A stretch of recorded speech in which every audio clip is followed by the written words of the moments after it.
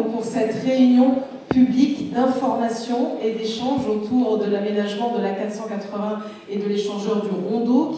Vous remercier d'être présent sur un projet important que nous attendons depuis des années, pour lequel nous avons longtemps milité et parfois, je dirais, seuls.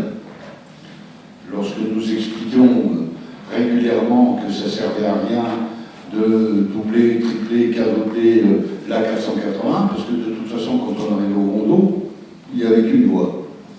Et donc il fallait bien avoir un projet qui soit concomitant entre la 480 et le Rondeau, si on voulait améliorer les flux de circulation dans cette agglomération. Important de rappeler tout d'abord quelques chiffres clés autour de cette A480 et l'échangeur du Rondeau. Donc la 480, vous l'avez dit tout à l'heure, M. Perrin, 100 000 véhicules par jour, 85% du trafic concerne des trajets locaux. Alors comme on l'a précisé, c'est AREA qui prend en charge l'aménagement de la 480 et l'Adréal pour ce qui est de l'échangeur du Rondeau, d'où la présence sur scène évidemment de ces deux intervenants. Pour ce qui est de parler un petit peu d'argent et du financement, donc un projet de 383 millions d'euros, 300 millions donc pour la société d'autoroute et 83 millions d'euros pour le reste des partenaires.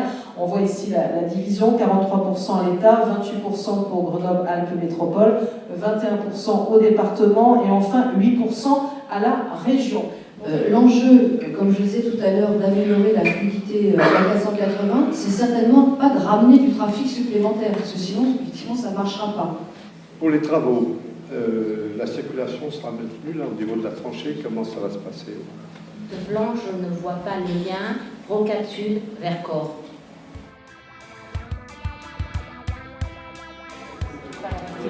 Non, pas du tout. Voilà, c'est là.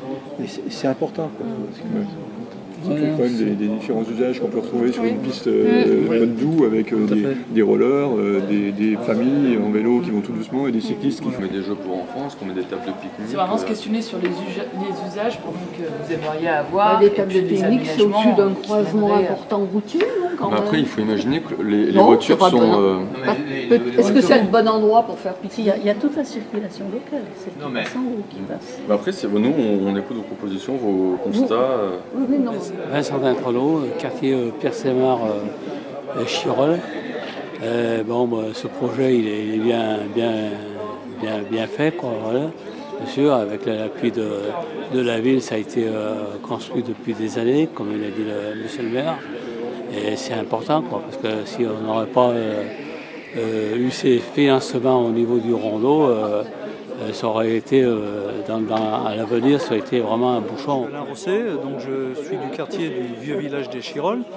J'ai appris par la presse ce dimanche qu'il y avait cette réunion publique et je m'y suis rendu avec grand plaisir. Alors voilà, cette réunion a évolué.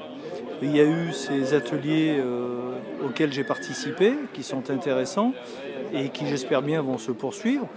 Globalement, ça m'a permis de resituer, de revoir un peu ce projet parce que j'avais du mal à imaginer cette fameuse dalle qu'on nous avait déjà évoquée dans certaines réunions, mais que je n'arrivais pas à situer. Et puis aussi parce que inquiet par certains trafics, sens de trafic, qui, me semble-t-il, vont être supprimés à l'avenir.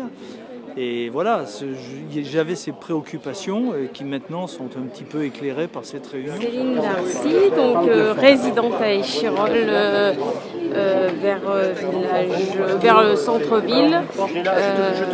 La réunion m'a aidé à comprendre, mais surtout les ateliers. Et voilà, j'espère en savoir plus pour la poursuite.